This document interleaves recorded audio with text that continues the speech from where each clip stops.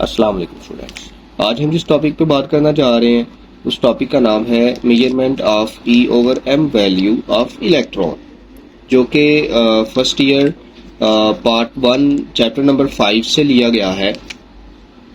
इस टॉपिक पे आज हम डिटेल से बात करेंगे कि कैसे जे थॉमसन ने ई ओवर एम वैल्यू को फाइंड किया, उसकी कंस्ट्रक्शन क्या थी, उसकी वर्किंग क्या थी और उसकी कैलकुलेशंस में हमने कौन सा मैथमेटिकल रिलेशन यूज किया।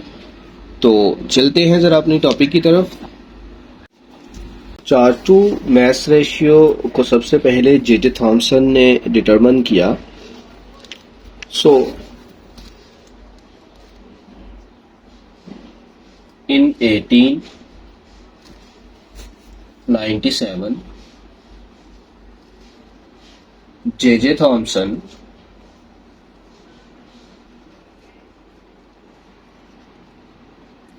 determined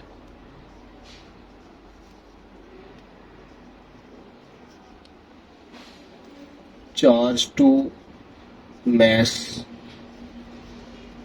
value of an electron। अब इसने एक सिंपल इंस्ट्रूमेंटेशन यूज की और उस इंस्ट्रूमेंटेशन की कंस्ट्रक्शन, वर्किंग वगैरह हम यहाँ पर डिस्कस करते हैं। सबसे पहले हम डिस्कस करेंगे कंस्ट्रक्शन को। कंस्ट्रक्शन में सबसे पहले जिस चीज़ की हमें ज़रूरत होगी वो है एक इलेक्ट्रॉन गन।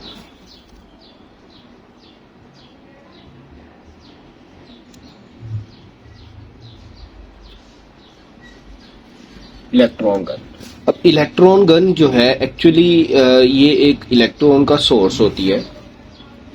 तो सिंपली आप कह सकते हैं कि सोर्स ऑफ इलेक्ट्रॉन। इसके अलावा एक डिस्चार्ज ट्यूब की हमें जरूरत पड़ेगी।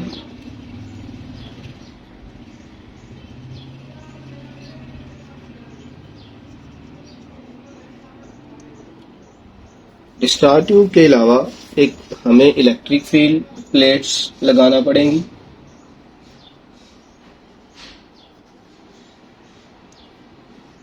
Electric field plates, also we need magnetic field,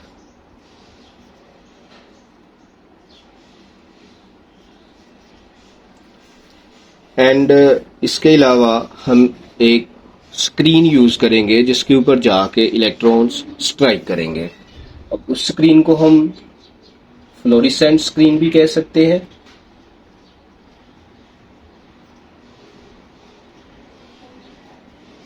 या फिर फोटोग्राफिक फिल्म भी कह सकते हैं।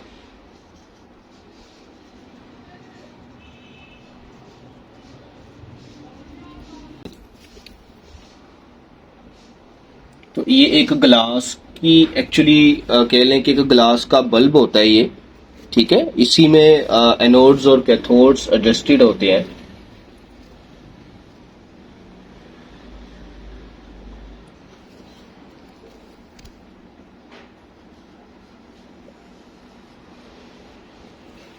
ये हमने एनोड एंड कैथोड यहां पर एडजस्ट कर दिए हैं। This is anode and this is cathode.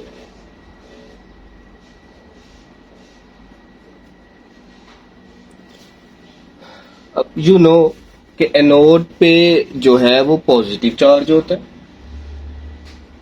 और कैथोड पर नेगेटिव चार्ज होता है। इनको हम एक्सटर्नल बैटरी से कनेक्ट करवाएंगे।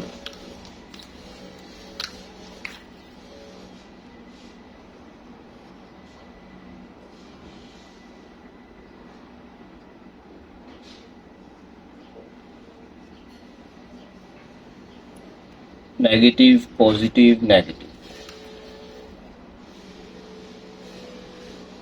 एक्सटर्नल बैटरी से। ये अभी हमने जितना पार्ट कंस्ट्रक्ट किया है ये एक्चुअली एक सोर्स ऑफ इलेक्ट्रॉन है जिसको हम इलेक्ट्रॉन गन भी कहते हैं। As a source of electron use करेंगे। अब इसके साथ आगे डिस्चार्ज ट्यूब कनेक्टेड होती है।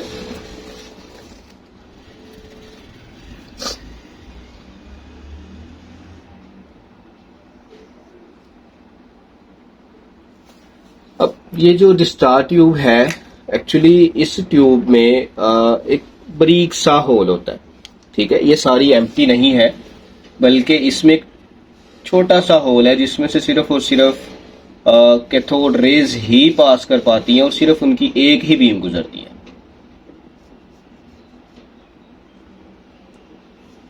डिस्चार्ज ट्यूब, ठीक है। और ये जो पार्ट है, it has a tiny hole, ठीक है, a tiny hole in it, जिसमें से सिर्फ एक ही रे जो है वो पास कर सके। नेक्स्ट हम इसके साथ इलेक्ट्रिक और मैग्नेटिक प्लेट्स कनेक्ट करेंगे इलेक्ट्रिक और मैग्नेटिक फील्ड के लिए।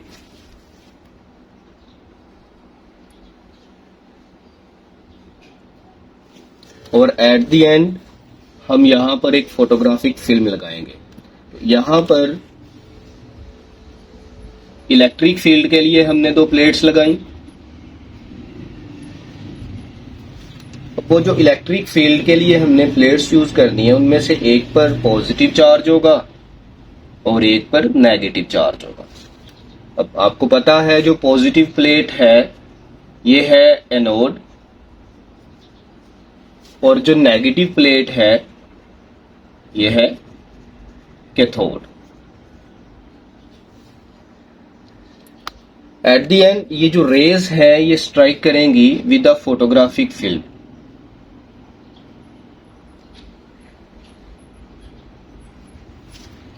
और ये लास्ट पे हमने एक फोटोग्राफिक फिल्म या फ्लोरिसेंट फिल्म यूज की है।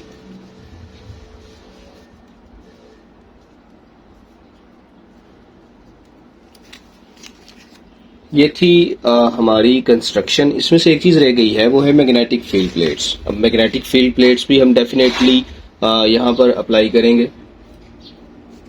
तो मैग्नेटिक फील्ड जो प्लेट्स हैं वो हम परपेंडिकुलर वे में कनेक्ट करवाते हैं यहां पर।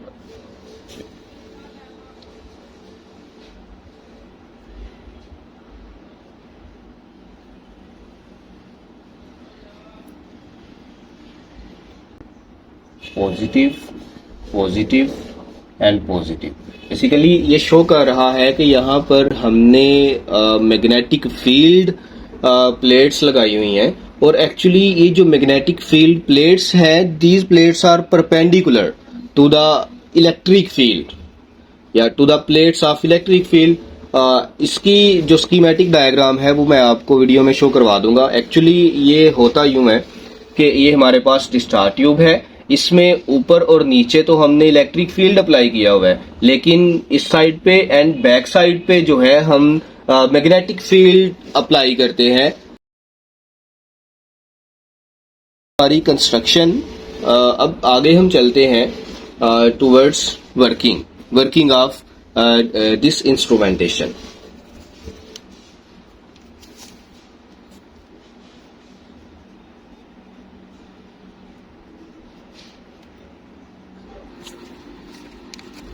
वर्किंग जो है इसमें हम देखेंगे कि जिस वक्त हमने क्या किया कि स्टार्टिंग से करंट अप्लाई किया, यहाँ पर जब बैटरी कनेक्ट की तो बैटरी कनेक्ट करने से क्या हुआ कि यहाँ पर इलेक्ट्रॉन्स जनरेट हुए।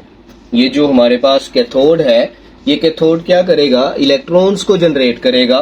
कैथोड रेज यहाँ से जनरेट होंगी और वो स्प्रेड हो जाएंगी थ्रू आउट द बल्ब। ये जो ग्लास बल्ब है इसमें से इसमें डिस्पर्स हो जाएंगे। अब ये जो इसका इतना काम है, सिर्फ जो स्टार्टिंग में हमारे पास एक इवैक्यूएटेड डिस्चार्ज बल्ब है, इसका सिर्फ इतना काम है कि ये इलेक्ट्रॉन्स को जनरेट करने के लिए हम यूज करते हैं। ये as a source of electrons हमने यूज करना होता है। जैसे ही यहां से इलेक्ट्रॉन्स निकले तो ये इलेक्ट्रॉन्स पास करते हैं through the tiny hole of the discharge tube. यहां से ये पास करते हैं। तो यहां पर हम क्या लिखेंगे कि electron beam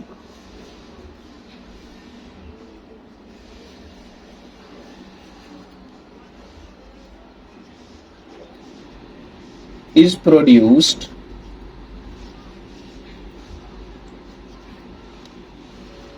by applying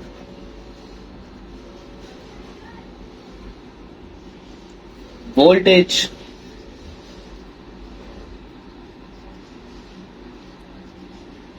to evacuated bulb.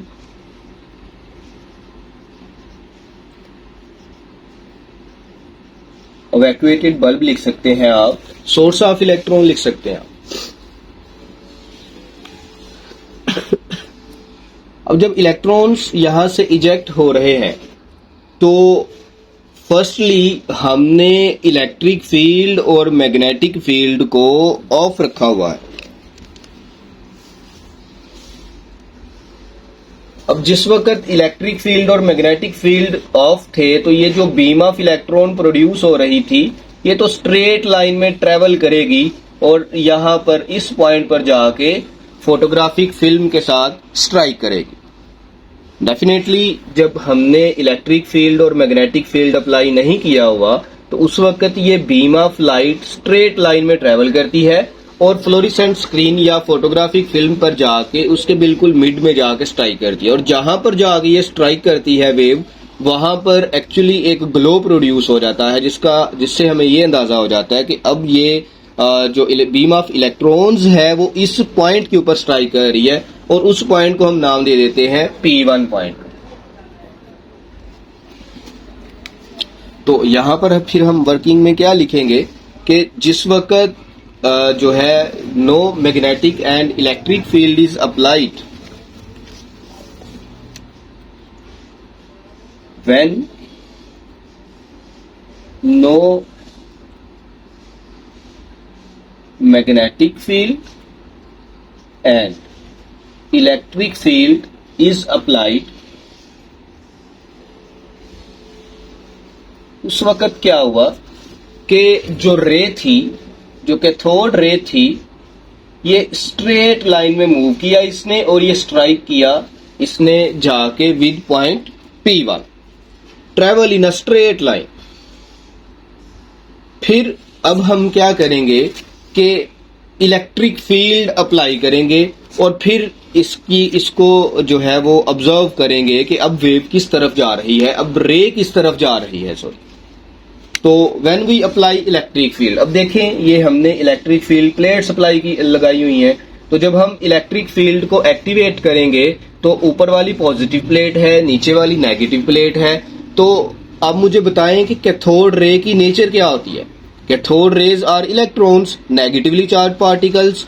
तो डेफिनेटली जो नेगेटिवली चार्ज पार्टिकल्स हैं ये अट्रैक्ट होंगे टूवर्ड्स पॉजिटिव प्लेट। तो पॉजिटिव प्लेट की तरफ जब ये अट्रैक्ट होंगे तो ये अपने असली रास्ते से, मतलब जो इसका एक्चुअल पाथ है P1 पॉइंट पे जाके जो ये स्ट्राइक कर रहे हैं, अब वहां से ये मुनहरफ हो जाएंगे, वहां से अब ये डाइफ्रैक्ट हो जाएंगे और बेंड कर जाएंगे टूवर्ड्स पॉइंट यहां पर, और इस पॉइंट को आप कह दें पॉइंट P2। अब यहां पर क्यों इन्होंने स्ट्राइक किया, इस साइड पे क्यों नहीं किया? एक्चुअली वही बात है कि हमने दो प्लेट्स यूज की, पॉजिटिव एंड नेगेटिव प्लेट। अब जो बीम ऑफ इलेक्ट्रॉन थी इस पे तो नेगेटिव चार्ज होता है, तो ये बेंट होंगी टूवर्ड्स पॉजिटिव प्लेट। जब हमने इलेक्ट्रिक फील्ड अप्लाई किया ये उस वक्त इलेक्ट्रॉन की बीम स्ट्राइक कर रही है with point P2। When electric field is applied, then जो रे है ये बेंट करेगी टूवर्ड्स पॉइंट P2, बेंट हो जाएगी ना, पॉजिटिव प्लेट की तरफ बेंट हो जाएगी और जाके स्ट्राइक करेगी with photographic film at point P2 और वहां पर जाके इल्यूमिनेशन प्रोड्यूस करेगी। और क्यों वहां पर बेंट हो रही है उसकी रीजन आपके साथ मैंने डिस्कस किया है कि पॉजिटिव प्लेट की तरफ वो बेंट होगा क्योंकि इनके ऊपर नेगेटिव चार्ज होता है। फिर सेकेंडली हम क्या करते हैं कि इलेक्ट्रिक फील्ड को बंद कर देते हैं और मैग्नेटिक फील्ड को एक्टिवेट कर देते हैं। अब जो मैंने आपके साथ पिक्चर शेयर की उसमें आपने देखा कि जो मैग्नेटिक फील्ड प्लेट्स थी वो perpendicular to the electric field plate लगी हुई हैं। मतलब कि एक मैग्नेटिक फील्ड का जो पोल है वो पॉजिटिव इस साइड पे है डिस्चार्ज ट्यूब के और एक बैक साइड पे है। तो क्या होगा कि जब हम मैग्नेटिक फील्ड अप्लाई करेंगे तो मैग्नेटिक फील्ड क्या करेगा कि इस प्लेट को जो ये रे है इसको सर्कुलर पाथ में डिफ्लेक्ट करते हुए अनदर पाथ की तरफ ले जाएगा जो कि इस तरफ होगा एट पॉइंट P3। अब P3 पे ही क्यों इसने डिफ्लेक्ट किया? अब यू नो कि जो हमारे पास दो मैग्नेट्स होते हैं, मैं आपको थोड़ा सा यहाँ पे ओवरव्यू दे देता हूँ। ये एक मैग्नेटिक पोल है, एक ये मैग्नेटिक पोल है। अब आपको पता है कि दोनों एक मैग्नेट होता है उसके दो पोल्स होते हैं और उसमें से एक पोल जो है वो साउथ पोल होता है और एक पोल नॉर्थ पोल होता है। और मैग्नेटिक फील्ड ऑफ लाइन हमेशा ट्रेवल करती है from north pole to south pole. तो अभी जो मैंने आपके साथ पिक्चर शेयर की है उसमें आप जरा देखें कि नॉर्थ पोल की तरफ ही बेंडिंग हो रही है, साउथ पोल की तरफ ही बेंडिंग हो रही है हमारी वेव की, क्योंकि वहां पर magnetic field of line north से साउथ जा रही थी। तो अपने रास्ते में आने वाली कोई भी जो रे है उसको ये डिफ्लेक्ट करने की प्रॉपर्टी रखती है। तो इस तरह से जो रे है वो भी डिफ्लेक्ट हो जाती है in the direction of applied magnetic field lines. तो मैग्नेटिक फील्ड ऑफ लाइंस इस रे को पॉइंट 3 पर फोकस कर देती है। फिर एट द एंड हम अब क्या करते हैं कि मैग्नेटिक फील्ड भी अप्लाई करते हैं और इलेक्ट्रिक फील्ड भी अप्लाई करते हैं। When both fields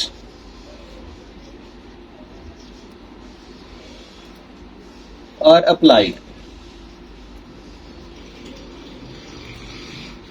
जब मैग्नेटिक और इलेक्ट्रिक दोनों फील्ड्स हम अप्लाई करेंगे, अब देखें यहां पर हमने इलेक्ट्रिक फील्ड भी अप्लाई कर दिया, मैग्नेटिक फील्ड भी अप्लाई कर दिया। तो आप इस बात को देखें कि अगर फर्ज करें कि हमारे पास इलेक्ट्रिक फील्ड की स्ट्रेंथ ज्यादा है, अगर इलेक्ट्रिक फील्ड की स्ट्रेंथ ज्यादा है तो बीम जो रे है वो डिफ्लेक्ट होगी टुवर्ड्स पॉइंट P2। लेकिन अगर मैग्नेटिक फील्ड की स्ट्रेंथ ज्यादा है as compare to electric field तो जो रे है वो डिफ्लेक्ट होगी टुवर्ड्स पॉइंट 3। इट मीन्स कि अभी भी या तो रे पॉइंट 3 पर डिफ्लेक्ट कर रही है या पॉइंट 2 पर डिफ्लेक्ट कर रही है, depending upon the strength of electric field और मैग्नेटिक फील्ड। हम ऐसा करें कि इलेक्ट्रिक फील्ड और मैग्नेटिक फील्ड दोनों की जो स्ट्रेंथ है उसको एडजस्ट करते हैं। एडजस्ट द स्ट्रेंथ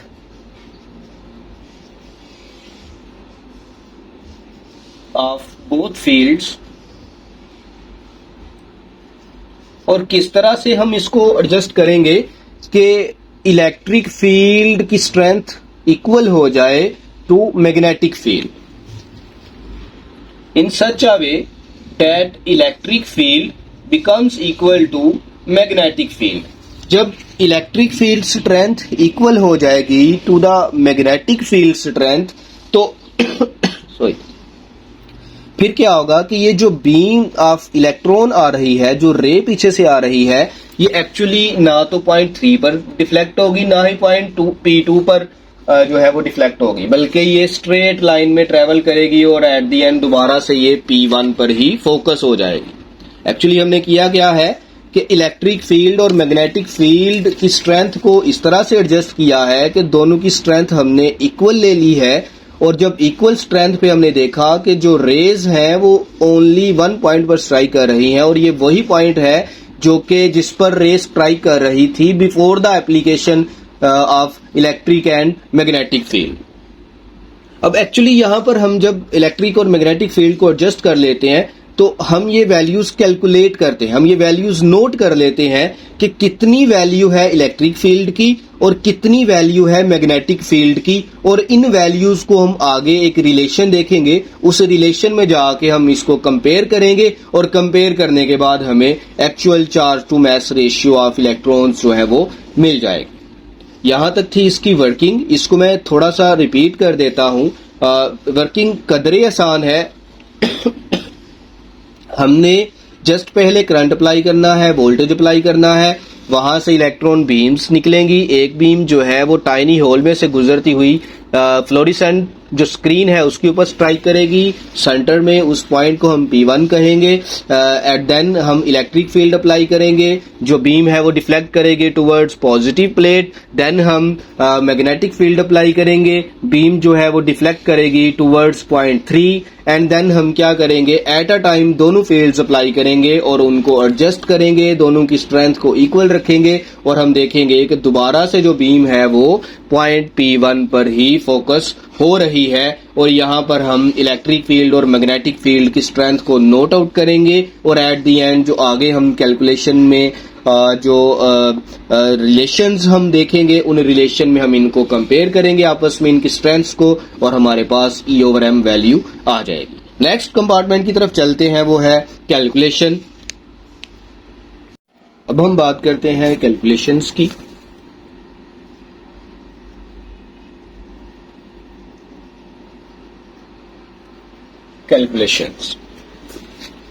कैलकुलेशंस में जो चार्ज टू मास रेशियो है कैथोड रेज की या इलेक्ट्रॉन्स की, उनको हम कैलकुलेट कर सकते हैं ये रिलेशन को यूज करके। और वो रिलेशन क्या है, HeV is equal to mv²/r। यहां पर जो H है ये रिप्रेजेंट कर रहा है स्ट्रेंथ ऑफ मैग्नेटिक फील्ड।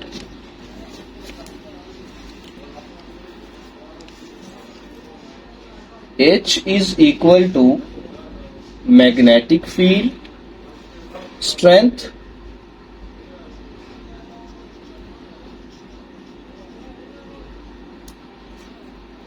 जो M है, this is the mass of electron. जो E है, this is the charge on electron. E is the charge on electron.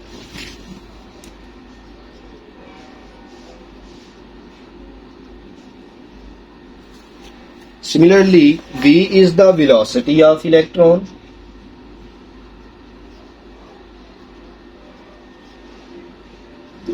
जिस वेलोसिटी के साथ इलेक्ट्रॉन मूव कर रहा है। R is the radius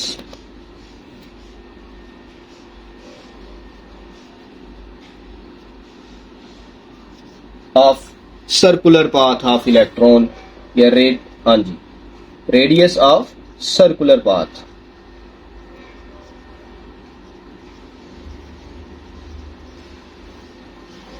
of electron. Actually आपको पता है कि एक एटम में इलेक्ट्रॉन जो है वो रिवॉल्व कर रहा होता है, तो हम इसके पाथ की बात कर रहे हैं। R determines the radius of कह लें कि circular path on which the electron travel. और जिस वेलोसिटी से इलेक्ट्रॉन ट्रेवल कर रहा है एक एटम में, वो उसको हम V से रिप्रेजेंट कर रहे हैं। एंड E जो है, this is equal to electric field strength. Electric field strength. तो इसी रिलेशन को आगे हम थोड़ा सा डिराइव करेंगे और हम इनकी वैल्यूज को कंपेयर करके फाइनल जो है वो E/m वैल्यू फाइंड करेंगे। एक्चुअली मैं यहां से E/m वैल्यू को डिटरमिन करना चाह रहा हूं। E तो ये हो गया, M ये है, तो मैं क्या करूंगा, इसको थोड़ा सा अरेंज करता हूं। ठीक है, तो कैलकुलेशन स्टार्ट करते हैं। यहां पर ये V इस V से कैंसिल हो जाएगा और ये रह जाएगा HE is equal to mv/r। फिर सेकेंडली हमें चाहिए E/m, तो ये E इधर ही रहने देते हैं। ठीक है, और इस साइड से M इधर मल्टीप्लाई हो रहा है, तो इस साइड पे आके डिवाइड कर जाएगा। इधर रह जाएगा V/r, बट ये H इधर मल्टीप्लाई हो रहा था, तो इस साइड पे आके H भी डिवाइड कर जाएगा R के साथ, इस तरह से। ठीक है, तो ये ऊपर V है और नीचे R है, V/HR। ये चूंकि V जो है, this is equal to E/H। तो v की जगह पे e ओवर h पुट कर दें, ये बन जाएगा e over m is equal to, v की जगह पर आ चुका है v over h over HR। इसको थोड़ा सा रीअरेंज करते हैं, ये h अगर नीचे ले आए हम तो बन जाएगा e over h square r। Means कि ओवरऑल रिलेशन हमारे पास अब क्या बन चुका है, e over m is equal to e over h square r। This is the final relation जो कि e ओवर m वैल्यू का है। इसमें मैंने आपको स्टार्टिंग से बताया था कि हम कंपेयर करते हैं मैग्नेटिक फील्ड की स्ट्रेंथ को और इलेक्ट्रिक फील्ड की स्ट्रेंथ को। तो अब देखें कि इलेक्ट्रिक फील्ड का रिलेशन भी हमारे पास मौजूद है, टर्म मौजूद है, और मैग्नेटिक फील्ड के भी। इन दोनों को हम आपस में कंपेयर करेंगे और एक्चुअल हमारे पास e ओवर m वैल्यू आ जाएगी। मतलब जितना आप मैग्नेटिक फील्ड अप्लाई कर रहे हैं उसको पुट करें और जितना इलेक्ट्रिक फील्ड अप्लाई कर रहे हैं उसकी वैल्यू पुट करें। r इज द रेडियस, आप देखेंगे कि आपका रेडियस कितना है जो कि कांस्टेंट वैल्यू होगी आपके पास, उस रेडियस की वैल्यू पुट करें और e ओवर m वैल्यू हम इजीली यहां से डिटरमिन कर सकते हैं। जे थॉमसन ने जो e ओवर m वैल्यू उस वक्त कैलकुलेट की वो थी 1.7588। e over m value this is equal to 1.7588 cross 10 raise power 11 coulombs per K G. अब कूलम्स पर केजी का मतलब ये है कि अगर हम 1 किलोग्राम लेते हैं इलेक्ट्रॉन्स के, मतलब 1 kg ऑफ इलेक्ट्रॉन, अगर आप 1 किलो इलेक्ट्रॉन लेते हैं तो उसमें इलेक्ट्रॉन्स का चार्ज कितना होगा, वो होगा 1.7588 क्रॉस 10 रेज़ पावर 11 कूलम्स। तो ये था हमारा एक छोटा सा topic charge to mass ratio का। उम्मीद है आपको इसकी जो है बेहतर अंडरस्टैंडिंग मिल चुकी होगी। अभी तक के लिए इतना ही काफ़ी है। इंशाल्लाह मिलते हैं नेक्स्ट लेक्चर में। इजाज़त दीजिए, अल्लाह हाफ़िज़।